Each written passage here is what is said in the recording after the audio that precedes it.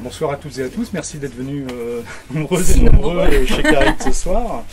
Nous, ça nous fait très plaisir d'accueillir Amélie Lucas-Gary pour Grotte. Donc, comme certains d'entre vous le savent, en fait, au départ, on avait prévu de faire cette soirée en décembre, au moment où on avait découvert avec beaucoup de joie Grotte. Mais enfin, on devait être un peu tard dans notre découverte parce que le livre était déjà épuisé, donc voilà, et ça n'a pas pu se faire. C'est ça le problème d'être un peu lent à la détente. Et du coup, le temps que ça soit réimprimé, notre grande joie, donc on a pu le faire ce soir et on est très content. Donc, Amélie Lucas-Gary est née en 1982 à Arcachon, voilà, je le dis parce que, bon, honnêtement, la présentation d'une auteure, enfin, dont c'est le premier roman, c'est quand même plus simple hein, que quelqu'un qui a 30 ans de carrière derrière soi. Donc voilà, c'est un premier roman enfin, qui nous a beaucoup enthousiasmé. Je vais essayer de vous dire en gros enfin, pourquoi, mais en tout cas, ce roman m'a enthousiasmé. Et en restant fidèle à un credo hein, de cette librairie, c'est qu'on essaye, même quand les textes dont on parle ne sont pas des thrillers technologiques époustouflants où le suspense est absolument fondamental, on essaye quand même de ne pas trop dévoiler ce dont il s'agit parce que, quels que soient les livres, il y a quand même une grande part du plaisir du lecteur qui est de faire son propre chemin dans les surprises que lui ménage l'auteur. Donc ceci dit, je pense que plutôt que Grotte, en fait, ce livre donc, aurait pu s'appeler Gardien, enfin éventuellement, parce que le site, évidemment Périgourdin, hein, cette grotte dont on parle, qui est inspirée de Lascaux, de 18 000 ans d'histoire, de 1900 représentations pariétales, qui a été découvert, ou plutôt inventé, hein, comme on doit dire, et comme c'est bien dit dans le roman, en 1940, qui est interdit à la visite depuis 1963, sa copie conforme, qui a été ouverte au public en 1983, Lascaux 2. Donc cette grotte, elle irrigue évidemment de sa fraîcheur à la fois caverneuse, assez primordiale, évidemment mythique ou mythologique et très secrète, l'ensemble du roman, mais elle s'efface, pour moi en tout cas, je trouve, tout au long des 170 pages, au profit de ce maître des lieux qu'Amélie Lucas-Gary a créé, qui est d'abord très anodin hein, au commencement, mais qui révèle peu à peu une stature assez formidable, déroutante et inquiétante, il faut être honnête, à mesure que le temps s'écoule. Donc ce gardien de la grotte, on énumère les anecdotes qui sont d'une nature au début un peu imprécise, et puis au début ça semble un peu décousu, ça se contredit parfois, ça revient sur une donnée qu'on pensait une certitude établie, et puis tiens non, finalement c'était pas comme ça. Il y a des choses un peu bizarres qui apparaissent, on amende, on ajoute des choses oubliées, et on voit apparaître une forme de cynisme, une violence rentrée qui n'est pas du tout négligeable, et le gardien de la grotte donc est témoin ou provoque ou se trouve aux premières loges quand il y a des espèces de glissements de terrain, on voit apparaître du fantastique, et le temps commence à s'allonger. Enfin, il y a des petits indices en disant là, c'est bizarre la temporalité de tout ça. Et puis peu à peu, il devient vraiment lui-même un mythe. Donc c'est à la fois un protecteur incroyable, efficace, dévoué de l'art, des origines humaines. Mais il y a bien d'autres choses dans sa personnalité qui apparaissent sous nos yeux peu à peu. Il y a quand même un aspect du misanthrope suprême qui peut avoir une sorte de colère rentrée assez forte.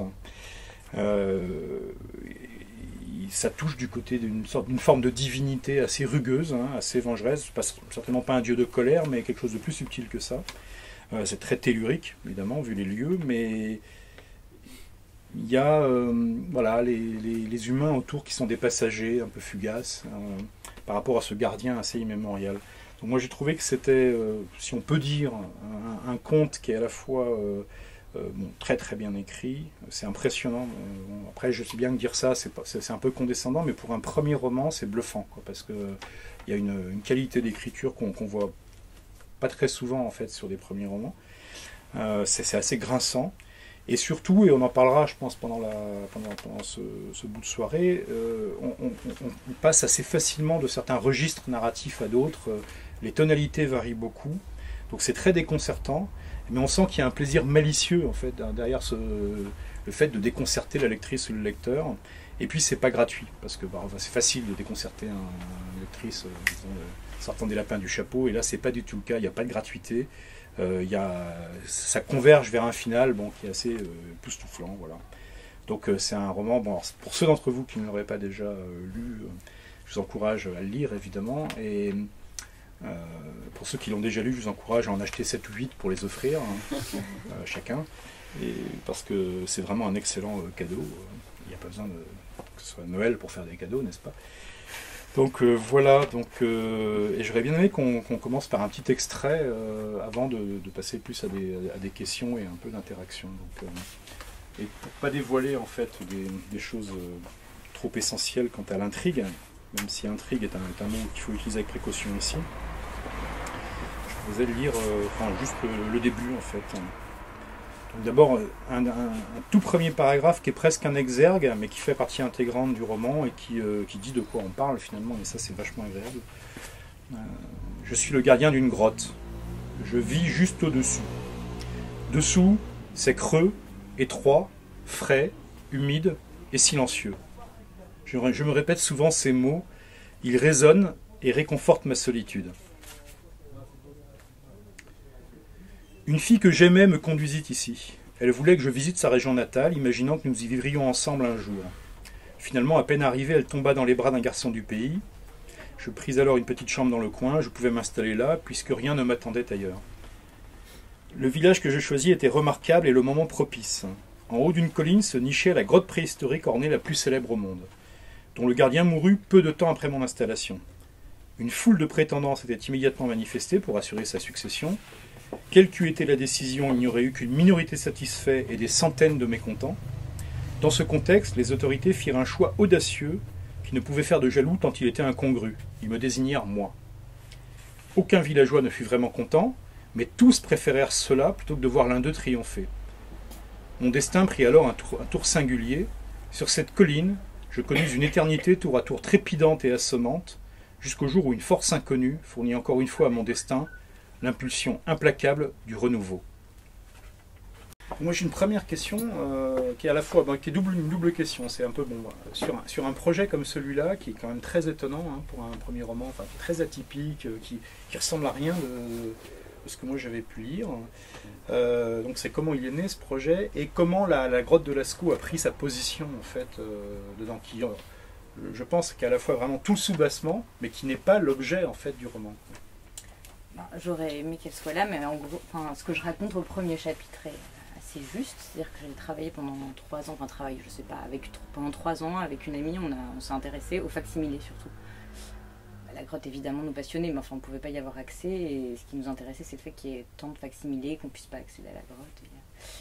Et tout ça, avec cette amie on avait vaguement un projet de vidéo, on ne savait pas très bien à quoi ça pouvait mener, et on a fait des recherches. En fait, on se disait même que cette vidéo aurait la forme d'une enquête, on ne savait pas trop. On pensait beaucoup à Cosmos de Gombrowicz, cette idée de 2 anomalies comme ça. On voyait un peu les facsimilés comme des anomalies, justement, un peu ce que c'était. On s'intéressait en parallèle à un village au Brésil où il y avait un nombre anormal de naissance de jumeaux, qui s'appelle Candido Godoy. Ça peut paraître un peu bizarre comme ça, mais on voulait faire un film à partir de ces deux choses, de ces 2 anomalies.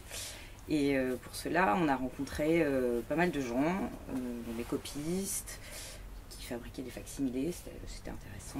On a rencontré Claude Ruteau, qui est un artiste qu'on aime beaucoup toutes les deux. Je ne sais pas si vous connaissez.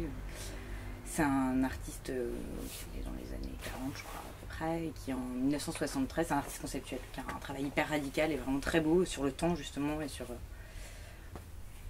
sur l'évolution de l'œuvre dans le temps, enfin, plus sur sa trajectoire que sur l'objet en lui-même. Il a décidé en 73, en repeignant les murs de sa maison, il a repeint un tableau de la même couleur que le mur.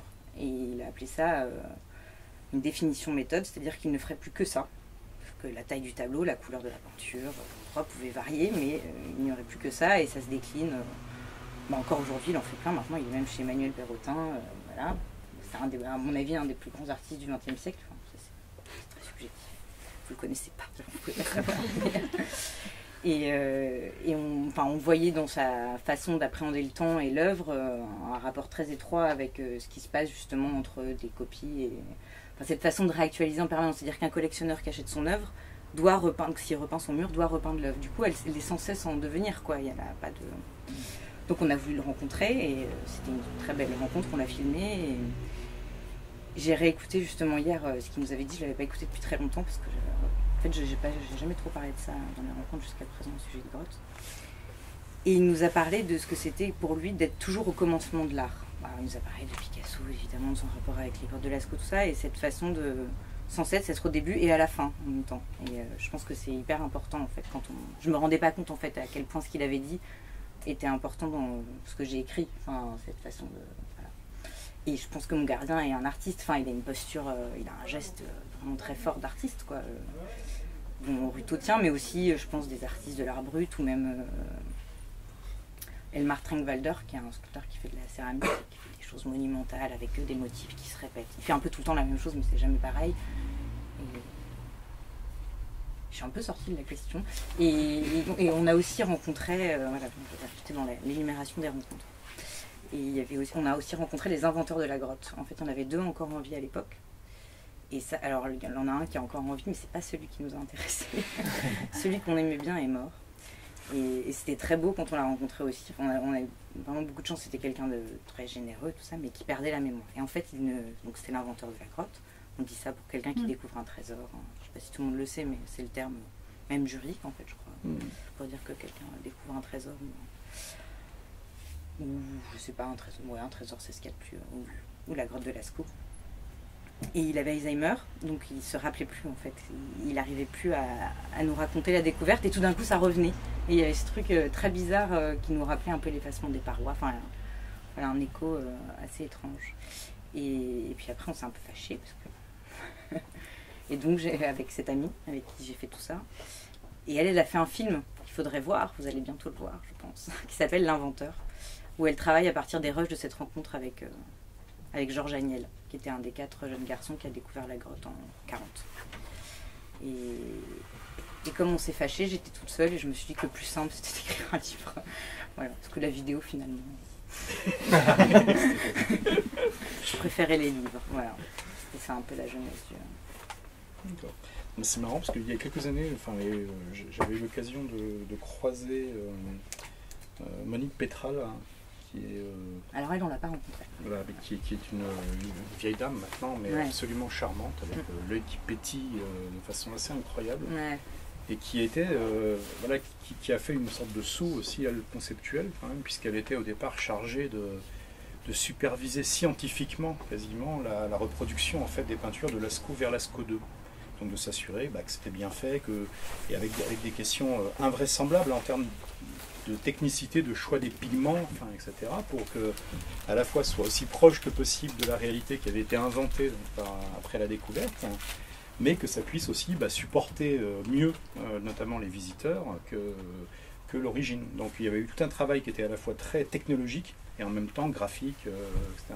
Ouais, puis elle très mystique même. Parce qu'elle, oui, et alors elle, à côté de ça, enfin, de ce travail qui était un travail scientifico-technologique, effectivement, elle a peu à peu développé une œuvre propre, donc d'art, assez d'art brut en réalité, hein, mais qui résonnait énormément évidemment avec une sorte de vision des peintures. C'était assez étonnant de voir à quel point, alors que avant ça, elle n'avait pas de rapport particulier avec la grotte. Ça a été une tâche finalement comme une autre. Et puis, la grotte l'a transformée, elle, en fait. Donc, j'avais pensé à ça parce qu'effectivement, voilà, la grotte a un effet sur ses protagonistes, enfin, comme on le voit, quoi. On ne peut pas impunément se frotter à cet univers un peu particulier. Donc, alors, je ne sais pas si on veut parler des questions de double et de jumeaux, parce qu'elles ont été abordées, c'est peut-être un bon moment, parce que si après je vais partir sur le fait que ce personnage qui, au départ, est complètement anodin, presque pathétique, hein, et il le reste un peu, hein, par certains aspects, hein, mais il s'en dégage. Ah si, au début, quand même, il est un petit peu pathétique, je trouve. Mais après, il s'en dégage peu à peu des choses incroyables, mais... moi, ce qui m'a frappé, c'est toutes ces aventures.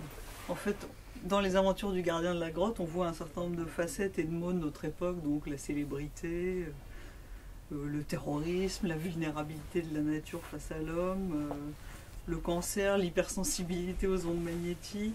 Et face à ça, le gardien, il est à la fois isolé, coupé du monde dans sa grotte, et puis en même temps, il est démiurge, surpuissant. Alors ma question, tu as déjà répondu, c'était est-ce que c'est une métaphore de l'artiste ? Non, oui, ça c'est... Est-ce qu'il est fou ? Moi je crois pas, hein. Moi je l'aime beaucoup, hein, mais, mais vraiment, même quand on dit que c'est un peu... bref, mais Non, sur le côté plein d'aspects comme ça, c'était un peu une façon. Je suis un peu agacée en général, et je l'étais déjà parce que j'ai aussi une pratique artistique. J'ai fait beaucoup de photos, j'ai fait une école de photo. Maintenant, je fais plus de photos, mais je fais d'autres choses et on va en parler après, je pense, parce que c'est important. Mais la question du sujet, c'est-à-dire que je voulais pas, évidemment, j'appelle mon livre grotte. Alors, tous les spéléologues ont envie de l'acheter, ils sont en général assez déçus. Mais cette façon de parler d'un peu tout, c'est bon, il y a ce truc d'épuisement du sujet, tout ça, mais c'était surtout une façon de faire un peu exploser cette question, c'est-à-dire que, en fait, on peut parler de tout et on s'en fout un peu. Enfin, c'est prétexte, quoi. Je veux dire, j'adore les histoires, j'adore raconter des histoires, mais le thème, le sujet, je crois qu'ils me servent plus, justement, ce thème du double, de la gémellité et tout ça, à construire un personnage et des contradictions que à parler de grotte, quoi. Enfin, je sais pas si c'est très clair. Non, mais justement par rapport à ça, bon, il y a évidemment un autre livre qui m'a énormément marqué. Qu'heureusement j'ai lu après. Par rapport à ça, qui est Préhistoire de Chevillard, qui est aussi autour d'un personnage de gardien. Ouais. Et qui est pareil. Et alors lui il est nommé gardien suite à un accident, et il repousse sans cesse l'ouverture de la grotte, et il repousse sans cesse en même temps l'ouverture du récit. Et justement, je trouvais que Grotte, c'était génial pour ça, parce que c'est un livre vraiment qui repousse tout le temps les limites du récit et qui est un éternel recommencement à chaque chapitre, quoi. Et que pour ça, c'est vraiment aussi une réflexion sur les limites du roman et sur les limites de l'imagination et comment on peut les repousser, s'y cogner et les repousser à chaque fois. Ouais, ça c'était pas forcément une volonté. Après, c'est vrai que comme c'est le premier roman, je pense que j'ai voulu repousser des choses pour pas même m'attaquer à des clichés, parce que forcément une grotte... tout ça, ça pouvait entraîner beaucoup de clichés et j'ai essayé de pas les éviter, quoi, d'en parler et puis d'en faire autre chose et je voulais que que chaque chapitre ait un peu l'air que ce soit à peu près construit de la même façon, que fasse à peu près la même longueur, mais qui est intrinsèque au terme d'inventeur. Enfin, je pense que vraiment c'était de découvrir quelque chose qu'on n'a pas inventé, donc en fait on peut tout découvrir. Enfin, je veux dire, tout est là, tout est déjà là et en même temps. Ouais. Il y a quand même un truc qui est lié aussi au fait de garder, non? Ce qui est inventé. On retrouve tu parlais de Chevillard, mais il y a aussi Romain Verger dans La Grande Ours, le gardien, qui n'est pas un vrai gardien puisqu'ils sont plusieurs, mais celui qui garde la galerie de la préhistoire, du Muséum d'histoire naturelle. Du Jardin des Plantes. Du Jardin des Plantes, oui. Et en fait, qui lui, il sent, par ailleurs, il est malade, il est il y a un petit trouble, on va dire. J'aime bien aussi. Voilà. Et en fait, du coup, lui, il finit par vivre, son imaginaire finit par être complètement envahi par ce qu'il côtoie dans son quotidien. Mais en fait, de garder quelque chose, c'est quand même extrêmement paralysant. On est à la fois tout seul, à rien faire, dans un endroit tout le temps le même, à penser, être confronté toujours aux mêmes images, représentations, etc. Il y a dans cette posture-là, il y a quelque chose de très très beau, et surtout très propre à créer quelque chose, justement. Moi qui me fait pas mal penser à des postures d'artistes comme ça. Enfin, Ruto, il s'est engagé à faire que ça, quoi. Ouais. Enfin, et à garder son travail comme ça. Et je trouve ça... Enfin, moi, ce genre de boulot, et c'est pas du tout ce que je faisais moi personnellement en tant qu'artiste, mais ça me... Enfin, ouais, c'est hyper beau, quoi. Avec en plus pas mal d'humour. Mais il y en a d'autres, hein. Il y a Douglas Hubler aussi qui était hyper important. Alors, conceptuel, enfin, rien à voir avec justement Tringwald. Enfin, je pense que justement, il y a ces deux trucs, à la fois un peu l'art un peu brut et baroque, un peu qui se laisse aller comme ça, mais qui en fait est hyper tenu, et puis des artistes conceptuels qui ont l'air un peu arides, mais je pense qu'il a ces deux aspects. Voilà. Après, j'ai assez peu réfléchi à ce que c'était de garder un endroit, tu vois. Mais ce qui est beau, c'est qu'on a l'impression, à la lecture du texte, qu'effectivement, c'est un motif qui n'est pas du tout intentionnel. Ouais. Que ça vient, finalement, ce qui t'intéressait, c'était l'invention, mais que l'invention va souvent avec autre chose. Enfin, en tout cas, ça, il y a des nécessités après de ce qu'on fait. Enfin, voilà, etc. Bref. Et que c'est un motif qui t'a échappé et qui finalement crée énormément de choses, à mon avis. Oui, je crois. Enfin, il y a pas mal de choses qui m'ont échappé. Enfin, d'ailleurs, je lis assez peu de littérature fantastique. Enfin, je suis pas... Ça m'a un peu surpris que ça aille dans ce terrain-là.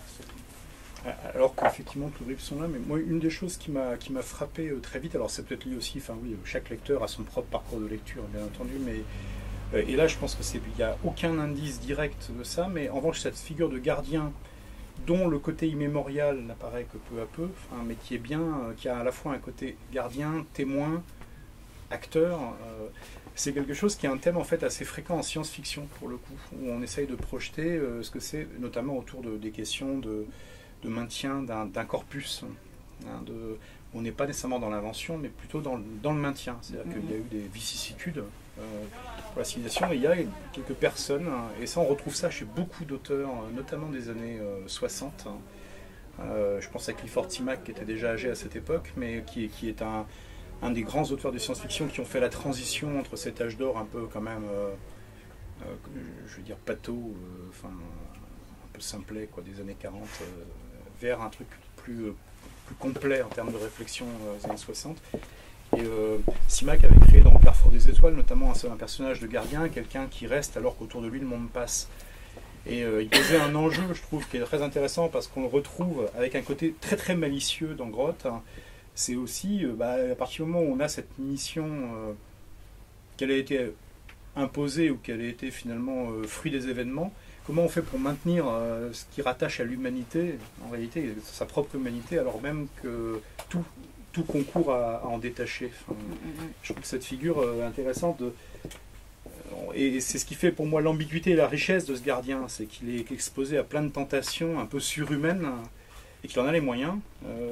Et comment il fait finalement pour pas aller uniquement dans son côté un peu démoniaque, hein, qui est tout à fait possible. Hein. Je sais pas trop.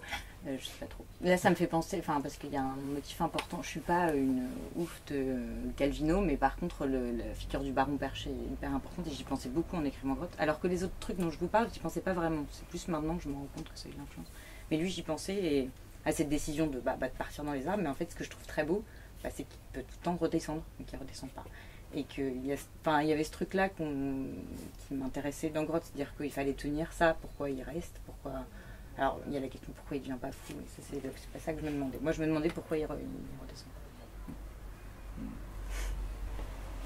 Mais moi, je le trouve pas vraiment fou, Ah non, moi, je trouve pas qu'il y a de la folie, mais je trouve qu'en revanche, il y a une forme de malignité dans les deux sens du terme. C'est-à-dire qu'il y a quand même, un certain nombre de scènes, justement, je ne voudrais pas les dévoiler, mais où il est... Non, mais je crois qu'on peut en pas... tout le monde... C'est pas un gentil garçon, quoi. Il peut être assez brutal, hein, voire assez manipulateur, voire assez oui, c'est vrai. sauvage. Et néanmoins... il cumule pas mal de stéréotypes d'autres narrateurs comme ça. Je sais pas, évidemment, je pensais à Ignatius Rey, ou à des... Et même à des gens que j'avais pas lus, mais maintenant que je les ai lus, je sais qu'ils ont forcément influencé d'une manière ou d'une autre mon gardien. Et puis c'est un fief et menteur, hein, ce gardien. Ouais. Quand même. Il ment un peu sans arrêt. Oui, mais tout le monde n'a pas vu qu'il y avait des contradictions. Et au fur et à mesure qu'il prend sa stature, justement, moi je dis mythique, c'est peut-être pas le bon terme, qu'on voit bien qu'il s'élève au-dessus du commun des mortels au fur et à mesure, et d'une façon justement qui n'est pas avec des violons et des trucs, au contraire c'est un peu insidieux, mais on sent qu'il grandit en fait en puissance, en place en fait dans la chose. Et en même temps, je trouve qu'il y a sans arrêt dans chacune des histoires une espèce de rappel à la terre, une présence très tellurique du sexe, de l'amour physique. Et moi j'avais beaucoup pensé en le lisant paradoxalement au Vendredi de Tournier en fait, avec ce nécessaire rappel en fait à la terre, à la boue, et donc je me demandais s'il y avait là-dedans une volonté de garder cette présence de la terre qui évidemment ne serait-ce que par l'endroit au départ, mais dont il pourrait se détacher, mais qui revient comme une espèce de courroie de rappel en fait en permanence. Très concrètement, c'est quand j'ai commencé à écrire Grotte, je commençais à faire de la terre cuite, à faire de la sculpture, et vraiment ça a accompagné. Je me rappelle très bien, le matin j'écrivais, l'après-midi je faisais de la terre, c'était vraiment un mouvement. Et je faisais des trucs assez qui étaient assez sensuels, des formes, voilà. Et il y a un rapport à la forme. Il parle que de ça, j'ai l'impression. Il est sans cesse en conflit avec ça, avec la forme de la grotte, avec la forme de la colline, avec la forme des gens. Mais en ça aussi, Gombrowicz, on parle hyper bien. Le journal de Gombrowicz était hyper important pour moi quand je faisais des études d'art. Et je pense que ce rapport à la terre, c'est ça. Puis le sexe, c'est la forme, comme c'était. C'était une des choses, je trouve, qui est un des grands plaisirs de lecture de ce livre, c'est le rapport entre l'écriture qui est très simple finalement, les phrases qui sont très simples, et l'imagination et la forme comme ça qui est bondissante, qui est sans cesse réinventée. Et du coup je me demandais comment elle s'était fait l'écriture, est-ce que c'est au fil de l'eau Non, je sais pas, ça c'est difficile. Mais ça a été rapide ou pas? Ouais, assez. Après il y a eu beaucoup de travail pour réécrire. Oui, enfin c'est sorti très vite. Bah, j'avais l'impression, enfin j'exagère un peu, ça fait un peu, je fais la maline, mais j'avais un peu l'impression qu'il y avait un chapitre par jour.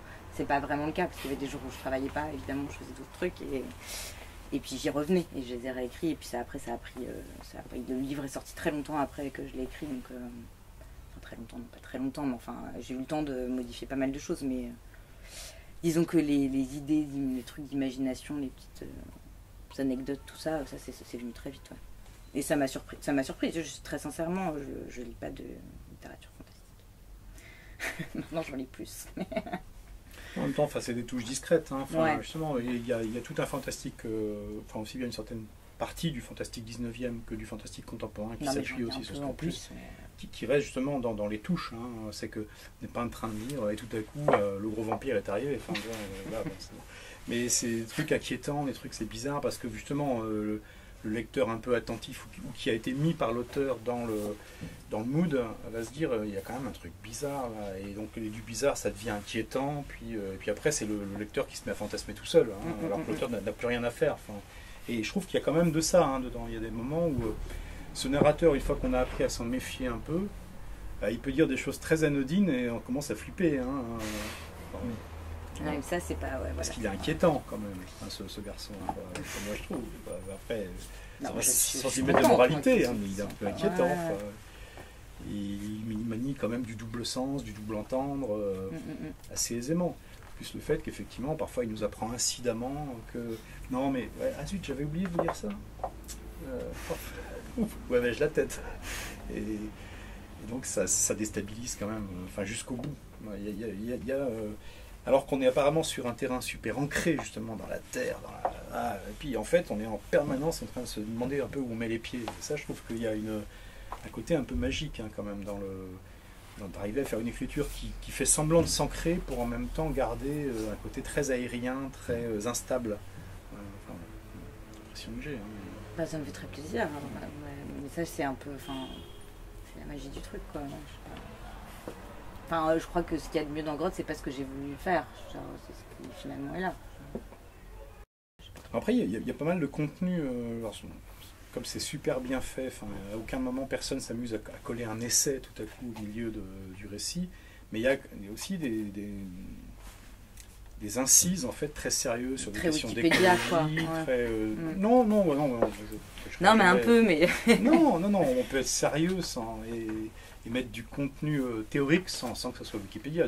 Oui, non, mais c'est un peu pour me foutre de ma gueule, mais il y avait avant qu'ils soient imprimés, il y avait un peu un côté Wikipédia. Mais enfin, c'est vrai qu'il y a tout à coup des incises écologiques, des incises démographiques, des réflexions sur la population, la surpopulation, sur l'histoire, et qui viennent nourrir en fait peu à peu la mutation aussi. Moi, je trouve qu'il y a une mutation du personnage qui n'est pas justement immémorial. Il n'arrête pas de s'auto-transformer sous nos yeux.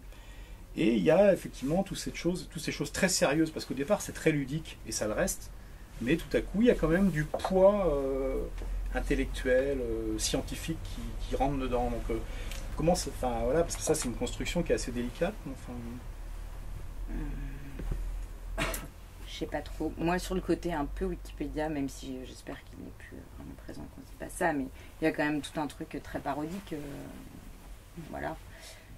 Et à chaque fois que je parle de choses sérieuses, j'ai une façon d'en parler qui vrille un peu. Je veux dire, on n'a pas du tout l'impression de lire du Aurélien Bélanger, par exemple.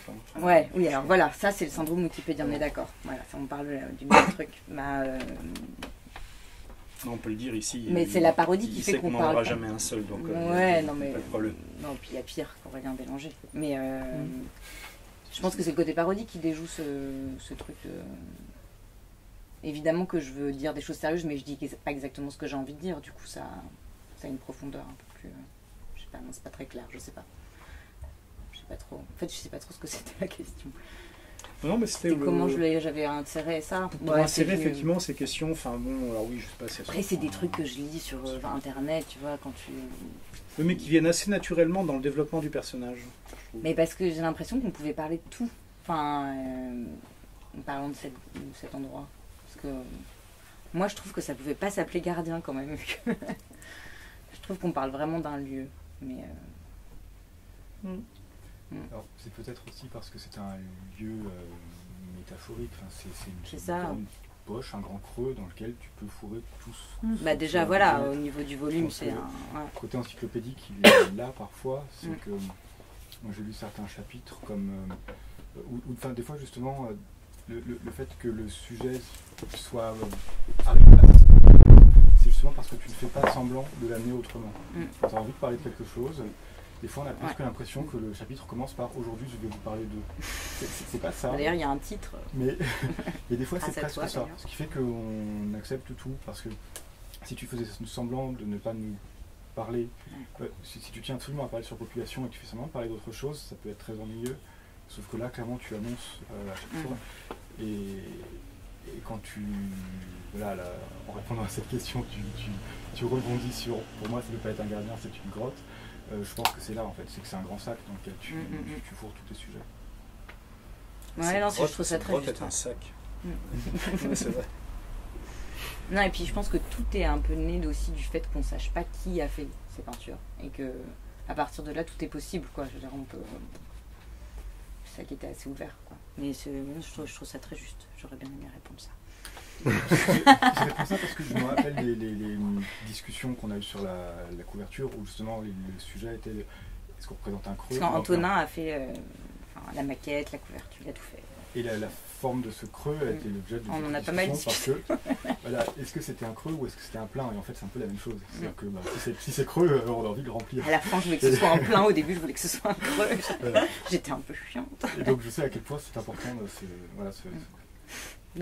grand vide dans lequel tu arrives à ce côté épuisement d'un sujet. Voilà, une fois que c'est plein, on s'arrête. Tu pouvais pas aller plus loin. Je pense qu'il y aurait pu en avoir pas mal. Après, il faut avoir encore le désir de... Mais ça dépend de la jauge que tu as placée au début. Et si quand il n'y a plus de place dans le sac, putain. J'avais envie qu'il soit beaucoup plus long, mais... Ce qui est spectaculaire, c'est qu'effectivement, pour remplir cette forme irrégulière, donc de ce creux qui à la fin effectivement devient plein, parce qu'on y a engouffré quand même du matériau, du matériel et justement qui d'ailleurs il en parle, qui n'est pas de la même nature. Il en parle de remplir le creux, le vide, qui fait partie d'un vrai travail. Mais en revanche, moi, ce que j'ai trouvé flagrant tout au long, c'est que on garde tout le long un côté très malicieux, et qui joue un peu avec de l'incongruité, tel que Pierre Jourde en parle dans Paille el Toreador, c'est-à-dire de ne pas hésiter de temps en temps à un moment où les choses semblent aller assez naturellement, de recréer un petit déséquilibre, quelque chose qui refait douter. Et ça, je trouve que c'est précieux, parce que le programme qu'on peut deviner éventuellement au bout de 30 ou 40 pages se déroule jamais exactement comme prévu. Et c'est pour ça que j'ai pas envie de raconter trop la fin, même si c'est pas un roman à suspense, mais parce que je trouve que c'est très très chouette pour le lectrice ou le lecteur de découvrir à la fin comment tout tombe en place dans les derniers mètres. C'est que tout ça, justement, il n'y avait aucune gratuité. Et alors même qu'on peut à un moment, comme je disais, se dire après tout je pourrais parler de n'importe quoi là ce matin. Et en fait non, pas du tout. Et là je trouve qu'il y a vraiment un travail de surconstruction qui est quand même impressionnant. Après moi la malice, maintenant je le vois un peu comme je sais pas trop comment dire, mais c'est pas un truc de facile. C'est un peu, j'aimerais bien que le suivant soit pas exactement sur les mêmes, parce que c'est pas facile. Je suis content, il est comme ça, il devait être comme ça. Celui-là il devait être comme ça, mais je sais pas comment. Je sais pas très bien comment. Non mais ça c'est des trucs. Parce que là c'est pas très clair. Non, je sais. Non, mais c'est parce que je sais pas trop comment l'exprimer, mais cette malice elle est un peu facile, je trouve, mais je vais pas commencer à critiquer mon livre ce soir.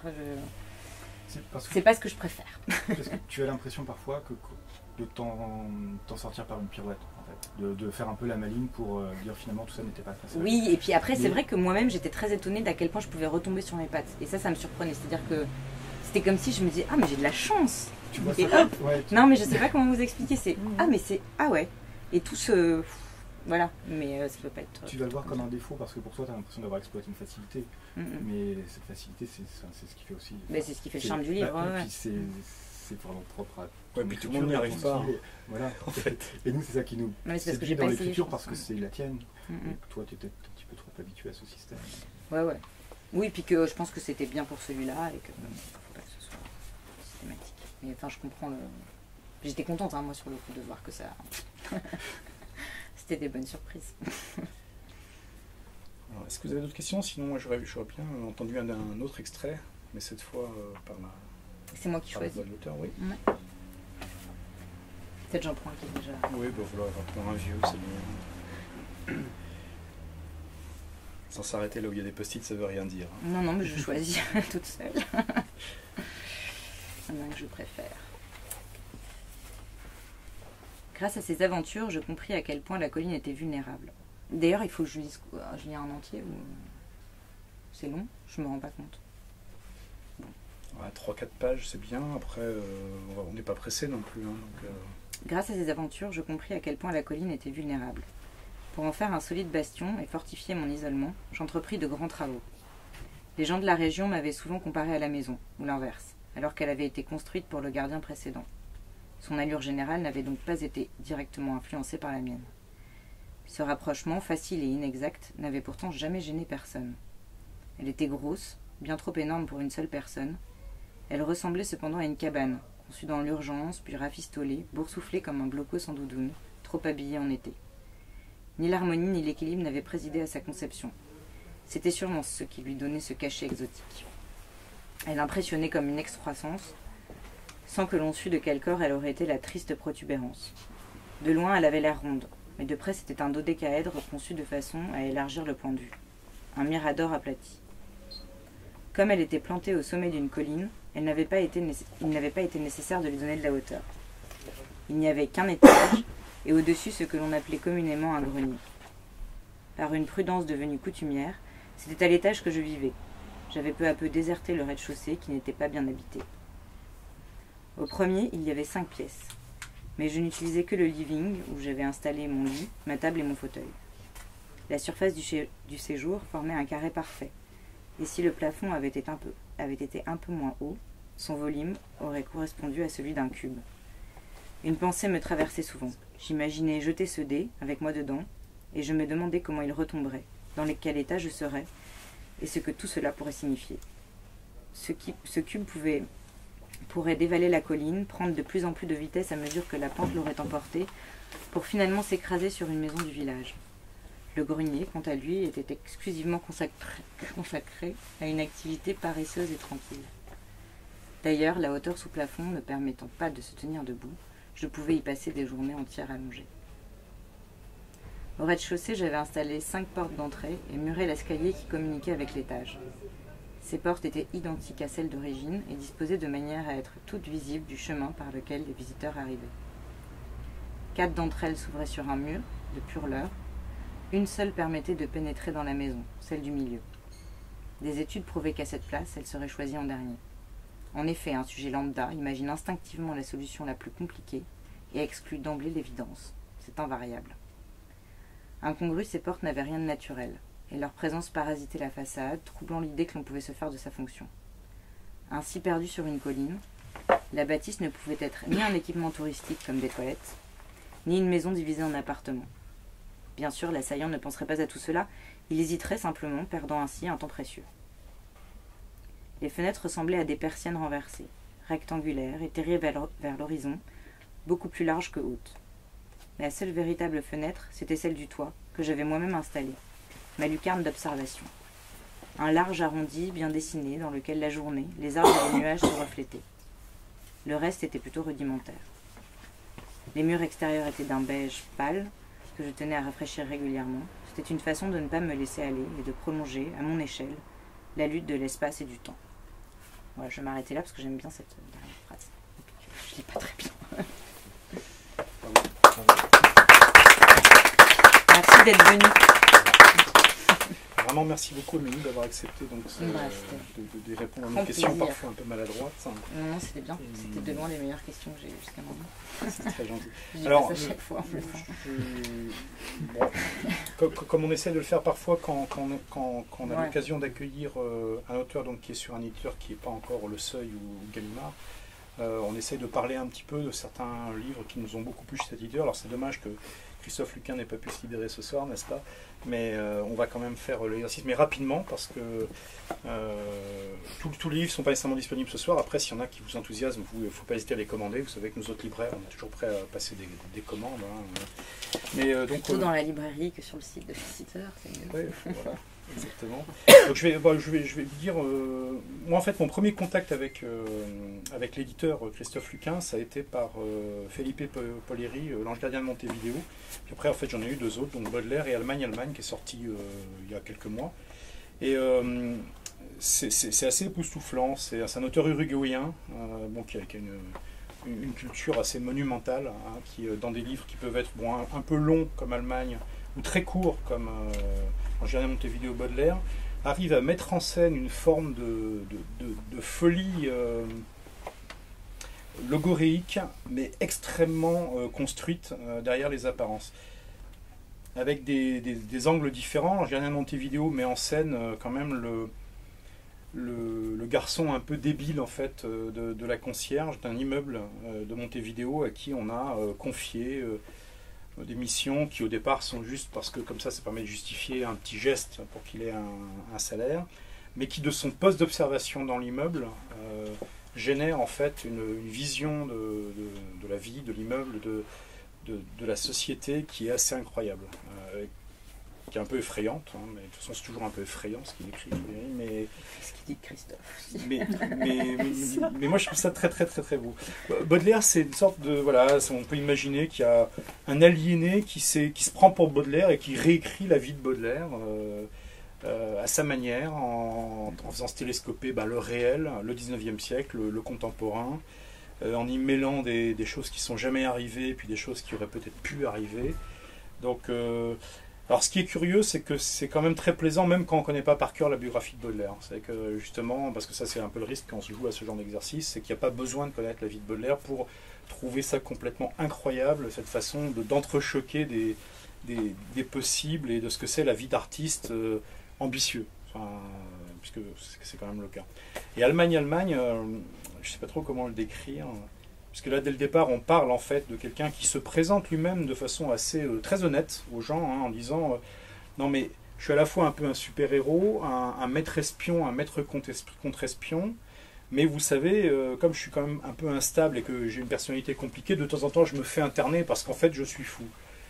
Et qui vous balance ça dans la figure, et ça se passe donc au moment de la Deuxième Guerre mondiale, où il est à la fois donc dans le contre-espionnage anglais, dans l'espionnage en Allemagne, mais ça se passe aussi dans les prisons en fait de régimes militaires uruguayens, qui ressemblent beaucoup à des régimes militaires chiliens, ou à des régimes militaires argentins, ou à des régimes militaires brésiliens. Il y a une espèce d'air de famille de tout ça, et la façon dont tout au long de ce récit apparemment fantasmagorique, il questionne en permanence le statut de finalement ce qu'on dit, ce qu'on écrit, la réalité et la pure invention, le mensonge, qu'est-ce que c'est et comment ça interagit avec la possibilité même d'avoir une histoire et une vérité. Enfin, moi je trouve ça assez magnifique. Mais bon, c'est un peu déroutant, hein, il faut être honnête. Mais, Ouais, moi j'ai lu que Baudelaire. mais moi je trouve que c'est des très beaux livres.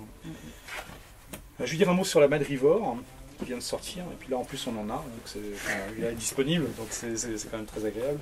Parce que c'est pas toujours facile les questions de diffusion. Après, c'est pas, je vais pas enfoncer des portes ouvertes auprès de tout le monde, mais c'est toujours un peu compliqué pour les éditeurs. La Madrivore, c'est assez étonnant, c'est deux cahiers en fait à l'intérieur de ce roman.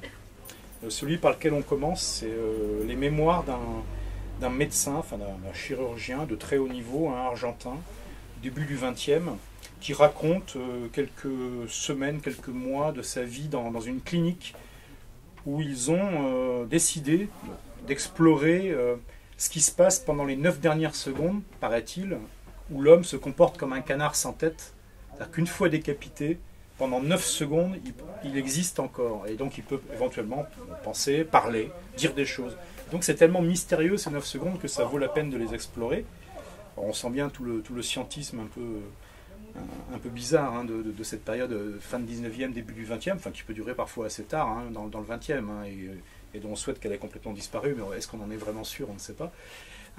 Et donc il y a la construction de l'expérience, la façon... Alors évidemment, ça c'est le but scientifique, mais à côté de ça, tous ces médecins et scientifiques n'en sont pas moins des êtres humains, et ils ont aussi leurs histoires de sentiments, de sexe, qui sont autour de ces questions des 9 secondes, et de la façon de construire un protocole pour que les cancéreux en phase terminale, qui ont plus vraiment d'espoir, hein, mais ce qui donne un peu une dimension éthique, c'est que c'est des gens qu'on ne pourrait pas sauver en fait.